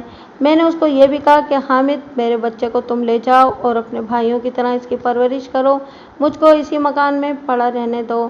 میں نے آپ کو بتایا ہے کہ خان بہادر کے ساتھ میری دوستی تھی اور اس کے گھر میں میرا آنا جانا تھا۔ میں خان بہادر کی پہلی بیوی یعنی حامد کی ماں کو بھی جانتا تھا۔ وہ اچھی عورت تھی لیکن طبیعت کی بہت سخت تھی۔ حامد شریف آدمی نہیں تھا لیکن ماں سے ڈرتا تھا۔ خان بہادر بھی حامد کی ماں سے دبا دبا رہتا تھا۔ حامد شریف آدمی ہو بھی نہیں سکتا تھا۔ انگریزوں کے بنائے ہوئے خان بہادروں کے گھروں میں تعلیم و تربیت کا کوئی رواج نہیں تھا۔ وہ انگریز حاکموں کی خوشامد اور اپنے گاؤں اور ارد گرد کے لوگوں پر حکومت کی کوششوں میں لگے رہتے تھے۔ رضیہ کے معاملے میں آپ کو خان بہادر کے کردار کا پتہ چل چکا ہے۔ رضیہ حامد سے کچھ اور کہہ رہی تھی لیکن اس شخص کے دماغ میں صرف جائیداد تھی۔ دیہات میں اور شہروں کے پسماندہ لوگوں میں ابھی تک یہ عقیدہ ہے کہ جائیداد کی حصہ داری میں ڈنڈی مارنا ضروری ہے اور کوشش یہ کرنی چاہیے کہ دوسروں کا حق دبایا جائے اور جائیداد کے معاملے میں تنازع ضرور کھڑا کیا جائے۔ حامد کے ہاتھ میں طاقت اور دولت تھی، اس واسطے وہ کسی حصہ دار کو کیسے برداشت کر لیتا؟ رضیہ اور اس کے بچے کو تو وہ حصہ دار تسلیم کر ہی نہیں سکتا تھا۔ دماغ میں یہی خیال تھا، اس واسطے وہ رضیہ کی بات سمجھنے کی ضرورت نہیں سمجھتا تھا۔ اس واسطے وہ یہی کہتا رہا کہ نکاح نامہ اور خان بہادر کے خط دے دو اور نقد رقم لے لو۔ اس نے 10,000 روپیہ رضیہ کو پیش کیا جو آج کل کے 1,00,000 روپے سے زیادہ تھا۔ حامد نے رضیہ کو یہ بھی کہا کہ وہ نکاح نامہ ثبوت کے طور پر اپنی ماں کو دکھائے گا، اس واسطے کہ جائیداد ماں کے ہاتھ میں ہے اور اس کی منظوری کے بغیر کوئی ایک دن کا بھی نہیں لے سکتا۔ اس نے بار بار ان کاغذوں پر زور دیا تو رضیہ کو اس کی نیت پر شک ہو گیا۔ اس نے یہ کاغذ دینے سے انکار کر دیا۔ حامد اس کو کچھ کہے بغیر چلا گیا۔ رضیہ بہت پریشان ہو گئی۔ ایک تو گناہ کا ارادہ تھا جو اس نے کیا تھا، وہ اس ارادے سے باز تو آ گئی تھی۔ وہ سچ مچ سمجھتی تھی کہ اس کے باپ اور خان بہادر کی روحیں آئی تھیں اور اس کو اس گناہ سے انہوں نے روکا تھا۔ وہ گھر میں اکیلی تھی، اس واسطے ڈرنے لگی۔ یہ نفسیات کا علم جاننے والے صاحبان بتا سکتے ہیں کہ رضیہ کو کس جذبے اور کس خیال نے روحوں کی شکل میں آ کر اس گناہ سے روکا تھا۔ اس کے دل میں حامد کا ڈر بھی بیٹھ گیا۔ وہ رونے لگی اور اس نے وضو کر کے کچھ نفل پڑھے اور رو رو کر خدا سے معافی اور مدد مانگی۔ اس نے اپنے باپ اور خدا کی عظمت کو بھی پکارا۔ اسے کمرے میں پھر سرر سرر کی آوازیں سنائی دیں۔ وہ اور زیادہ ڈری۔ لیکن میں نے ایسے سنا جیسے اس سرر سرر سے ایک دبی دبی آواز آ رہی ہے کہ ڈرو مت، اللہ کو یاد کرتی رہو۔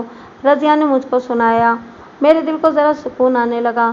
میں نے خدا کی اور زیادہ عبادت کی، اس سے مجھ کو اطمینان تو مل گیا، لیکن رات جاگتے ہوئے گزری۔ اس کے 1 ہفتے بعد کا ذکر ہے کہ وہ صبح ٹرنکوں والے کمرے میں گئی اور سارے ٹرنک اور سوٹ کیس کھلے ہوئے اور ان میں سے کپڑے وغیرہ ادھر ادھر بکھرے ہوئے دیکھے۔ مکان کی رجسٹری موجود تھی، نکاح نامہ اور رکے جنہیں وہ خط کہتی تھی غائب تھے۔ وہ فوراً سمجھ گئی کہ یہ چوری حامد نے کرائی ہے اور اب اس کو جائیداد میں سے حصہ نہیں مل سکتا۔ حامد کے ساتھ آخری ملاقات کے بعد جو 7-8 دن گزرے، ان دنوں وہ بہت پریشان رہی۔ وہ اکیلی تھی۔ اس عمر تک وہ اپنے گھر میں قید رہی تھی۔ اسے اپنے آس پاس کی دنیا کا کچھ پتہ نہیں تھا۔ किसी से वो मशवरा भी नहीं ले सकती थी। उसने ये भी ना सोचा कि इन कागज़ों को कहीं ऐसी जगह रख दे जहाँ से चोरी ना हो सकें। लेकिन उसके दिमाग में ये ख्याल आया ही नहीं था कि हामिद ये हरकत भी करेगा। मैंने उसको बताया कि ये अच्छा ही हुआ है कि हामिद को ये कागज़ मिल गए हैं, ये वापस हो सकते हैं। अगर उसे कागज़ ना मिलते तो वो रज़िया या उसके बच्चे को गायब कर देता। इन लोगों को पुलिस वाले अच्छी तरह जानते थे। वो हर तरह का जुर्म कराने और करने की हिम्मत रखते थे। अब रज़िया को ऐसी चोट पड़ी जिसने उसको घर से निकलने पर मजबूर कर दिया। उसको थाने का मशवरा नौकरानी ने दिया था और थाने का रास्ता भी उसी ने समझाया था। मैंने उसको तसल्ली दी कि वो इतना ज़्यादा परेशान ना हो और मैं उसकी मदद करूँगा। उसने मुझसे पूछा कि मैं क्या उसके घर चलकर बिखरा हुआ सामान नहीं देखूँगा। मुझे वहाँ जाना चाहिए था। मैंने अपने दिमाग पर बहुत ज़ोर दिया। मैं मुजरिमों और गुनहगारों और उनके उस्तादों की दुनिया का आदमी था। मुझे सोचकर फैसला करना था कि क्या करूं। मेरे दिमाग में एक और ख्याल आ रहा था। मामला सीधा था, जैसा कि औरत कह रही थी कि उसके घर चोरी हुई है। चोरी कागज़ों की होती हो या करेंसी नोटों की, जुर्म बराबर होता है। मगर मेरे दिमाग में ये ख्याल आ गया था कि इस औरत की मदद भी हो जाए और हामिद मेरे हाथों गिरफ्तार भी ना हो। इस ख़ानदान के साथ मेरे दोस्ताना ताल्लुकात थे। इस वास्ते मैं इन लोगों की इज्जत को महफूज रखने की तरकीब सोच रहा था। पुलिस का काम होता है मुजरिम को पकड़ना और उसे सज़ा दिलाना, लेकिन यहाँ मामला कुछ और था। मुझको मालूम था कि चोरी साबित ना हुई तो इस औरत की कोई नहीं मानेगा कि वो खान बहादुर की बेवा है, इस वास्ते कि उसके पास निकाहनामा नहीं था। इसे ना निकाह खां का नाम मालूम था, न गवाह को वो जानती थी। मैं निकाह रजिस्ट्रार से शादी साबित कर सकता था, बशर्ते कि शादी हुई हो। मगर एक खतरा था कि हामिद रज़िया और उसके बच्चे को गायब करा देगा। इस वास्ते मैंने इस बात को खुफिया रखने का फैसला किया कि रज़िया मेरे पास आई थी। मैंने हामिद और उसकी माँ को मिलने का फैसला कर लिया। रज़िया को मैंने कहा कि वो अपने घर चली जाए और उस कमरे में ट्रंक और सामान इसी तरह बिखरा रहने दे और दरवाज़ा बंद कर दे। इसे मैंने अच्छी तरह समझा दिया कि वो रिपोर्ट लिखवाने की ज़िद ना करे, मैं उसका काम करा दूंगा। वो मान गई और चली गई। मैंने अपने फैसले पर गौर किया तो मेरे दिमाग में ख्याल आया कि मैं अपने लिए ख़तरा मोल ले रहा हूँ। अगर हामिद नहीं मानता कि उसने कागज़ चोरी कराए हैं तो मैं क्या करूँगा? मैं ये केस बाकायदा रजिस्टर करूँगा और FIR लिखूँगा तो कौन से दिन का बकुआ लिखूँगा। पुलिस की ऐसी कुछ और कार्रवाइयाँ होती हैं। सफाई के वकील इनको सामने रखकर गवाहों पर ऐसी जरा करते हैं कि केस चौपट कर देते हैं। इन खतरों के बावजूद मैंने मुनासिब समझा कि केस रजिस्टर ना करूं। मेरी और रज़िया की बदकिस्मती समझें कि रज़िया के जाने के बाद हेडक्वार्टर से मुझे बुलावा आ गया। मैं उसी रोज़ बजरिया रेलगाड़ी चला गया। अगले रोज़ DSP के पेश हुआ। एक पुराने केस की बाबत मुझको बुलाया गया था। वो दिन भी उधर ही गुजर गया। मैं जब वापस आया तो ऐसा काम मेरे साथ था कि मैं सारे केस भूल गया। एक दिन और गुजर गया। सूरज को डूबने में अभी बहुत वक्त था। रज़िया सख्त घबराई हुई आई। उसके होंठ खुश्क थे और उसकी आंखें सूजी हुई थीं। वो बहुत रोती रही थी। उसने बताया कि उसका बेटा खालिद लापता हो गया है। वो स्कूल गया था, 1 बजे तक घर पहुंच जाया करता था। वो 1:30-2 बजे तक ना आया तो रज़िया उसके 2 हमजमातों के घरों में गई, जिनके साथ वो हर रोज़ स्कूल जाता और वापस आया करता था। वो दोनों बच्चों ने बताया कि छुट्टी हुई तो वो स्कूल से निकले। आगे एक मैदान था, वो इसमें से गुजरकर आते थे। इस मैदान में एक देहाती से आदमी ने आवाज़ दी, खालिद। खालिद ने उधर देखा तो इस आदमी ने उसे अपने पास बुलाया। खालिद दौड़ा गया। वो आदमी खालिद के साथ हंस कर बातें करने लगा। कुछ दूर एक टांगा खड़ा था। खालिद इस आदमी के साथ चला गया और दोनों टांगे में बैठ गए। टांगा चला गया। रज़िया ने उनसे पूछा कि टांगा शहर की तरफ आया था या किधर गया था। बच्चों ने बताया कि वो उस कच्चे रास्ते पर चला गया था जो देहाती इलाके को जाता था। मेरा बच्चा वही ले गया है, रज़िया ने रोते हुए कहा और मेरे सामने बैठकर मेरी टांगों के साथ लिपट गई। मुझको मेरा बच्चा वापस ला दो। वो बदमाश मेरे बच्चे को कत्ल कर देगा। उसे कहो कि मेरे कागज़ अपने पास रख ले। मेरा बच्चा मुझको दे दे। मुझको जायदाद नहीं चाहिए। ये मकान भी मुझसे ले लो। मुझको गुस्सा तो आया। लेकिन मैंने ये मामला पर्दे में तय करने की एक कोशिश का इरादा कर लिया। मुझको डर ये था कि हामिद निकाह और रुके जला चुका होगा और अब बच्चे को कत्ल करके लाश गायब कर देगा। वैसे ही मुझको ख्याल आ रहा था कि बच्चे को वो रात ही को कत्ल करेगा। मुझको इससे पहले उसके पास पहुंचना चाहिए था। मैंने रज़िया को कहा कि वो घर चली जाए, मैं उसका बच्चा ले आऊँगा। वो नहीं जाती थी, वो तो पागल हो रही थी। कहती थी कि मुझको वहाँ ले चलो। मैंने बड़ी मुश्किल से उसे मनाया और वो रोती हुई चली गई। मैंने घर जाकर वर्दी उतारी और प्राइवेट कपड़े पहने, 2 कांस्टेबल साथ लिए, अपना रिवॉल्वर भी साथ ले लिया। एक यक्का मंगवाया और हामिद के गांव को रवाना हो गया। रास्ता कच्चा था, 14-15 मील का फासला था, घोड़ा तेज नहीं चल सकता था। हामिद के गांव तक पहुंचते पहुंचते रात हो गई। हामिद घर में मिल गया। उसकी माँ को पता चला तो वो आ गई। अपने खामिद को याद करके रोती रही। फिर मेरे वास्ते खाने का इंतज़ाम करने अंदर चली गई। मेरे साथ जो कांस्टेबल थे, इन्हें मैंने यक्के में बैठा रहने दिया था। कहीं से वापस आ रहे हैं या मेरे ही पास आए हैं? हामिद ने पूछा। तुम्हारे ही पास आया हूँ यार, मैंने कहा। मेरा एक काम कर दो। हुक्म करो जी, उसने कहा। एक नहीं 100 काम कहो। नहीं, एक ही कर दो, मैंने कहा। वो बच्चा मुझे दे दो, किसी दुखियारी माँ की बद्दुआएं न लो। कौन सा बच्चा? उसने हैरान होकर पूछा। हामिद, मैंने दोस्ती वाले प्यार से कहा। तुम्हारे यहाँ किस चीज़ की कमी है? किस चक्कर में पड़ गए हो? मेरी जगह कोई और थानेदार होता तो वो मेरा क्या कर लेता? उसने मेरी बात भी पूरी ना होने दी और कहने लगा, मैं तो किसी चक्कर में नहीं पड़ा, आप किसी और के चक्कर में आ गए हैं। आप क्या समझते हैं कि मैं लोगों के बच्चे अगवा करता फिरता हूँ? आप तो हमारे ख़ानदान को जानते हैं। ना यार, मैंने कहा, तुम बच्चों को अगवा करने वालों में से नहीं। तुमने पहला और आखिरी बच्चा अगवा किया है और मैं जानता हूँ कि क्यों अगवा किया है। क्यों किया है? उसने तंजिया लहजे में पूछा। मुझसे सवाल न पूछो हामिद, मुझको जवाब दो, मैंने कहा। तुम देख रहे हो कि मैं वर्दी पहनकर नहीं आया, अपने साथ पुलिस गार्ड लाया हूँ, इसे गांव से बाहर छोड़ आया हूँ। ये सब तुम्हारी इज्जत के वास्ते किया है। तुम मेरी इज्जत का ख्याल करो और अंदर खाने मामला ख़त्म कर लो। मैंने अभी पर्चा चाक नहीं किया। पर्चा चाक कर लो जी, उसने कहा। मुझ पर यह एहसान ना करो। मैं वाकई इस पर एहसान कर रहा था। कोई थानेदार इस तरह की धौंस किसी मुश्तबा या मुल्ज़िम की बर्दाश्त नहीं करता, लेकिन मैंने किसी ख़ास ख्याल के वास्ते बर्दाश्त किया। एक ख्याल ये था कि बच्चा कत्ल ना हो और दूसरा ये कि रज़िया को उसका हक मिल जाए। बच्चा कत्ल हो जाता तो ये मुमकिन था कि कत्ल साबित ना हो सकता। हामिद के बाजू वैसे भी बड़े लंबे थे। ये खान बहादुर की नस्ल थी। अपने गांव पर इस ख़ानदान की हुकूमत थी, लेकिन मुझको ऐसी कोई मजबूरी नहीं थी कि हामिद के आगे सर झुका लेता और कोई कार्रवाई ना करता। मैं अपनी असली कार्रवाई करने के वास्ते भी तैयार था। हामिद, मैंने उसे बड़े आराम से कहा, तुम पर 2 इल्ज़ाम हैं, पहले चोरी, फिर अगवा। मालूम नहीं तुम किस नशे में हो। निकाहनामा, अपने बाप के ख़त मेरे हवाले कर दो, मैं केस यहीं ख़त्म कर दूँगा। हामिद और ज़्यादा गुस्से से बोलने लगा।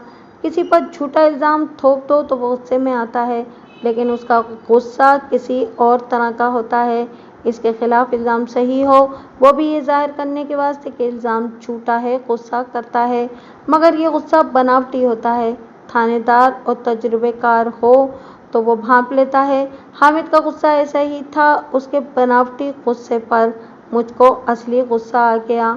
अभी मैंने गुस्सा ज़ाहिर नहीं किया था कि वो उठा और दरवाजे की तरफ मुड़ा। कहाँ जा रहे हो? मैंने पूछा और उठकर उसके सामने खड़ा हो गया। मैंने कहा, मैं तुम्हारी मिन्नत करने नहीं आया, दोस्ती का हक अदा कर चुका हूँ, पूरी गार्ड लेकर आया हूँ। जाना कहाँ है? उसने जवाब दिया, आपके वास्ते खाना अभी तक नहीं आया, अंदर जा रहा हूँ।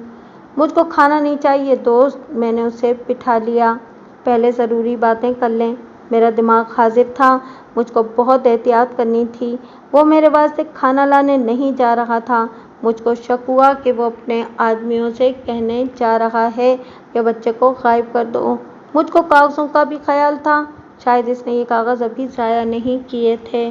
मेरे इस तरह रोकने पर वो मुझ पर गुस्सा झाड़ने लगा। मैंने फिर भी बर्दाश्त किया, मगर वो शायद समझता था कि मैं इससे डरता हूँ। उसने एक ऐसा लफ्ज़ कह दिया कि मैंने दोस्ती और नेक नियति को अलग फेंक दिया और मैं खड़ा हो गया। پھر میں نے ریوالور نکال لیا۔ تم ملزم ہو، میں نے اتنی اونچی آواز میں کہا کہ سارے گاؤں نے سن لیا ہوگا۔ تم نے ایک گھر سے دھوکہ دہی کی نیت سے کاغذ چوری کیے، پھر تم نے ایک بچے کو اغوا کیا۔ وہ بولنے لگا تو میں اور اونچا بولا، زبان بند رکھو، دوستی کا حق ادا ہو گیا ہے۔ اب میں تھانے دار ہوں اور تم ملزم ہو۔ میں تم کو عزت دار آدمی سمجھ کر سمجھا رہا تھا کہ ایک ماں کی بددعائیں نہ لو اور اس کا بچہ واپس کر دو۔ یاد رکھو حامد، جس طرح وہ ماں اپنے بچے کے لیے تڑپ رہی ہے، اسی طرح تمہاری ماں تمہارے لیے تڑپے گی۔ خدا کی قسم، عمر قید دلاؤں گا۔ تم بے دید ہو، طوطا چشم ہو۔ اس نے میری آواز سے زیادہ اونچی آواز میں کہا، میں تمہیں تھانے داری سے اتروا دوں گا۔ اس خاندان کو خان بہادری ملی ہوئی ہے۔ میں نے اس کی بڑکوں کی پرواہ نہ کی۔ میں اور زیادہ گرج کر بولا کہ وہ یہاں سے ہلے نہیں۔ میں باہر نکلا۔ اتفاق سے چوکیدار باہر کھڑا تھا۔ اسے پتہ چل گیا تھا کہ ایک تھانے دار آیا ہوا ہے۔ آپ کو یہ بھی بتا دوں کہ یہ تھانہ میرا نہیں تھا۔ دوسرے تھانے سے کسی ملزم کو لانے کے لیے ایک طریقہ ہوتا ہے، لیکن اتنا انتظار نہیں کیا جا سکتا۔ بعض کیس بڑی تیزی سے پیچھا کرنے والے ہوتے ہیں، اس واسطے کارروائی پہلے کر کے اس کے بعد طریقہ پورا کر لیا جاتا ہے۔ علاقوں کے تھانے دار ایک دوسرے کے ساتھ تعاون کیا کرتے ہیں۔ اس قصے کو آپ چھوڑیں کہ سرکاری اور قانونی کارروائیاں کیا ہوتی ہیں اور کس طرح ہوتی ہیں۔ مجرم کو پکڑنے اور سزا دلانے کے واسطے پولیس کو کچھ غیر سرکاری حرکتیں بھی کرنی پڑتی ہیں۔ میں نے چوکیدار سے کہا کہ میرے دونوں کانسٹیبلوں کو بلا لائے۔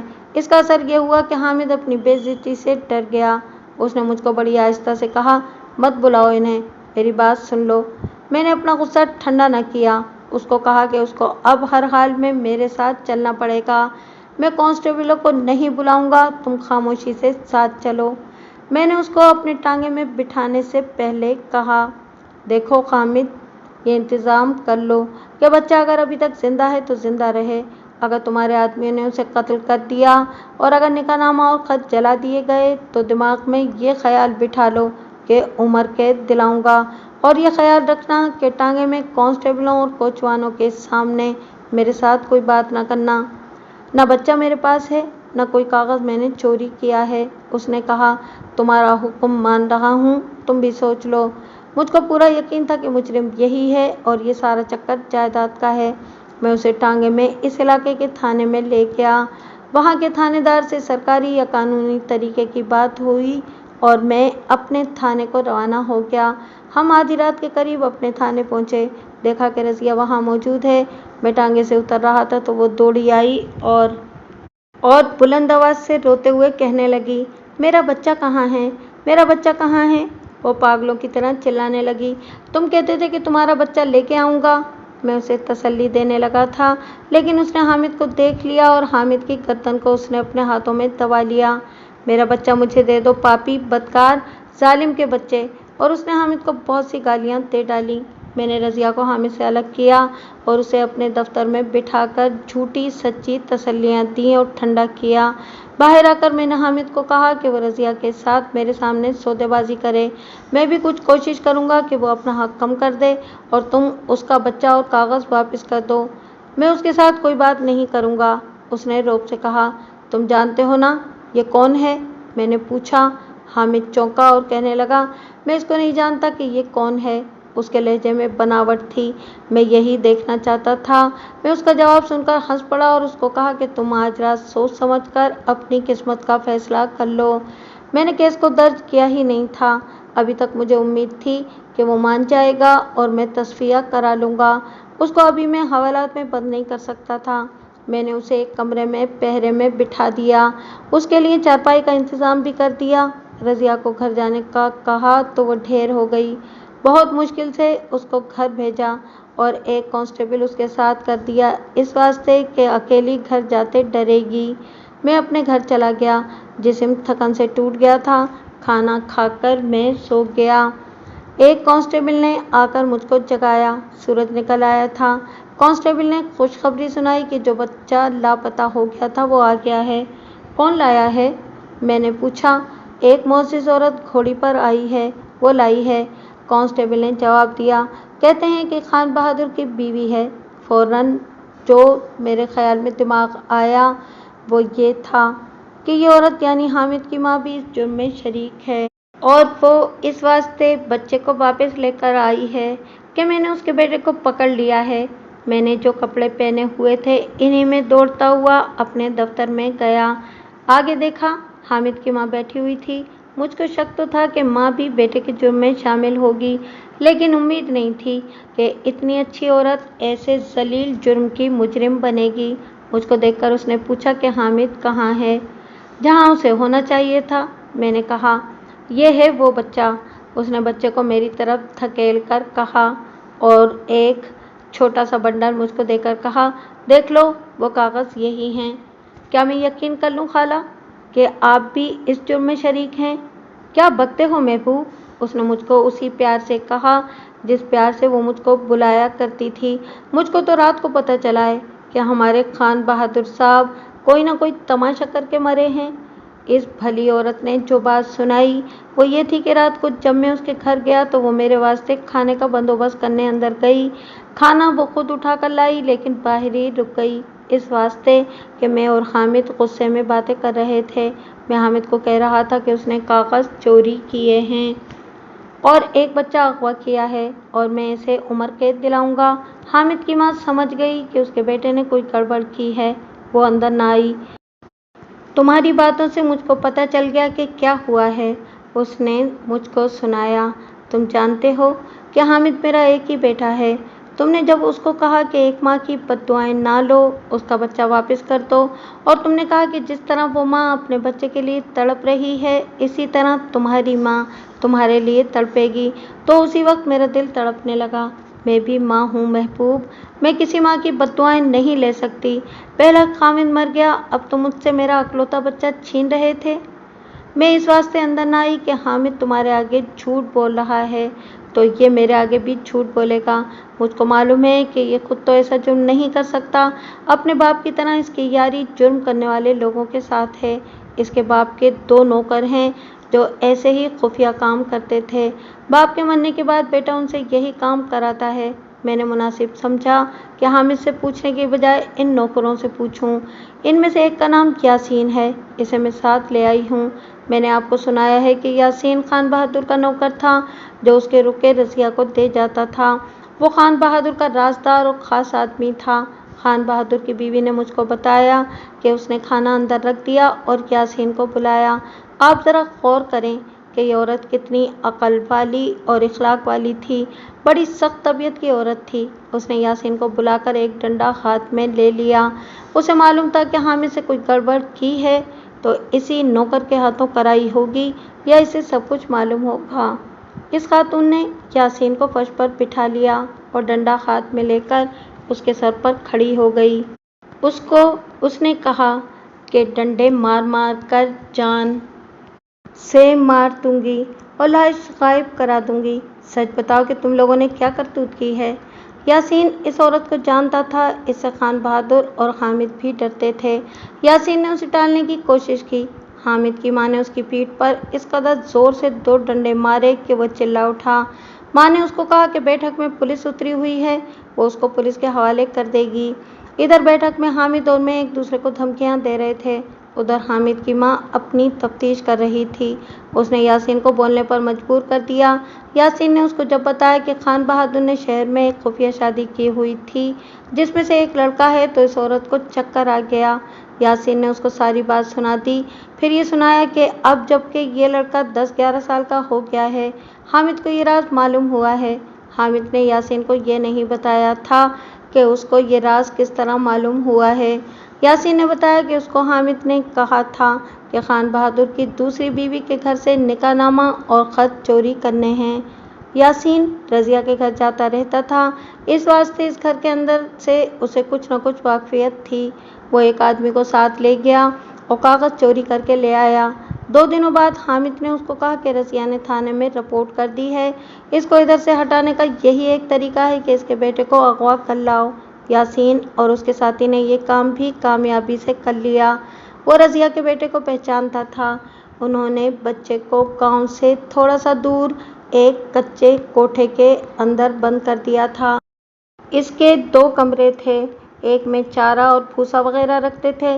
حامد کی ماں نے یاسین کو کہا کہ وہ بچے کو فوراً لے آئے۔ یاسین ادھر چلا گیا اور حامد کی ماں بیٹھک میں اس واسطے گئی کہ مجھ کو بتائے کہ لڑکا مل گیا ہے، اور حامد کے ساتھ یاسین کی طرح سلوک کر کے اس سے پوچھے کہ وہ کاغذ کہاں ہیں جو اس نے رضیہ کے گھر سے چوری کرائے ہیں۔ لیکن میں حامد کو ساتھ لے کر گاؤں سے جا چکا تھا۔ حامد کی ماں کو بہت رنج ہوا۔ یاسین بچے کو لے کر آ گیا۔ حامد کی ماں نے حامد کے سوٹ کیس کی تلاشی لی۔ یاسین کو اس نے ساتھ رکھا۔ وہ ان پڑھ عورت تھی، اس واسطے کاغذوں کو نہیں پہچان سکتی تھی۔ یاسین بھی ان پڑھ تھا، لیکن اس کو معلوم تھا کہ کاغذ کپڑے میں بندھے ہوئے ہیں۔ یہ بنڈل مل گیا۔ حامد کی ماں نے یاسین کو کہا کہ میرے ساتھ تھانے چلو۔ یاسین نے کہا کہ آدھی رات ہو گئی ہے، اس وقت جانا ٹھیک نہیں، اس واسطے وہ صبح روانہ ہوئی جب ابھی ذرا ذرا اندھیرا تھا۔ اس نے ہاتھ جوڑ کر کہا، محبوب، میں تجھ کو بھی حامد کی طرح اپنا بیٹا سمجھتی ہوں۔ تو تھانے دار ہے، قانون تیرے ہاتھ میں ہے، سیاہ کر سفید کر تجھ کو کون پوچھ سکتا ہے؟ میرے بیٹے کو چھوڑ دے، اسے میرے سامنے لا، اللہ قسم تیرے پاؤں میں اس کا سر رکھوا دوں گی۔ میرا ایمان دیکھ، چوری کا مال بھی لے آئی ہوں، جرم کرانے والا تیرے پاس ہے، جرم کرنے والے کو بھی لے آئی ہوں۔ میں گہری سوچ میں پڑ گیا۔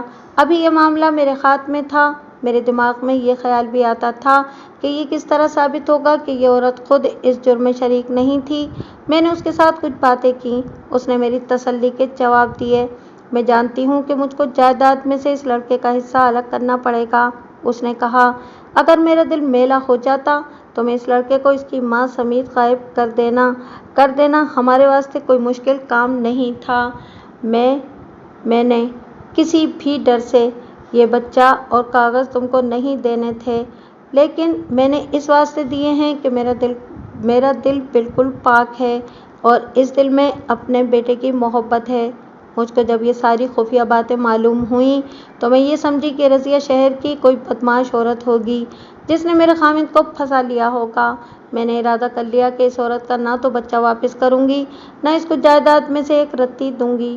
روپیہ خرچ کر کے اور اثر و رسوخ استعمال کر کے اپنے بیٹے کو صاف چھڑوا لوں گی، لیکن محبوب، اپنے اللہ پر یقین کرنا کہ یاسین نے مجھ کو بتایا کہ رضیہ تو بڑی نیک اور پردے دار لڑکی ہے اور اس کو اپنے باپ کے غم نے میرے خامد کے جال میں پھنسایا تھا، تو میں نے دل میں کہا کہ ہائے عورت ذات کو یہ مرد گائے بکری سمجھ کر اس کو کس چکر میں ڈال دیتے ہیں۔ میرا بیٹا اس عورت پر ظلم کر رہا تھا۔ میں نے دل میں کہا کہ میرے بیٹے کو تھانے دار لے جا رہا ہے تو میرے اندر سے کیا حال ہوا ہے، اور جس عورت کا بچہ اغوا ہو گیا ہے اس کا کیا حال ہو رہا ہوگا۔ آپ کو یہ تو پتہ ہی نہیں کہ آپ کا بیٹا رضیہ کو اپنی داشتاں بنا رہا تھا، میں نے کہا۔ اسی سے تو یہ راز کھلا ہے۔ رضیہ نے اس کو مجبور ہو کر بتا دیا کہ میں تو تیری سوتیلی ماں ہوں، پھر اس نے اس کا یہ نقصان کیا۔ اگر رضیہ اس کو نکاح نامہ اور خط دے دیتی تو حامد اس کو اپنی دوست بنا کر اس کا باقاعدہ وظیفہ لگا دیتا۔ اس بیچاری کا دنیا میں خدا کے سوا اور کوئی ہے ہی نہیں۔ سانپوں کے بچے سانپ ہی ہوتے ہیں محبوب بیٹا، ماں نے کہا۔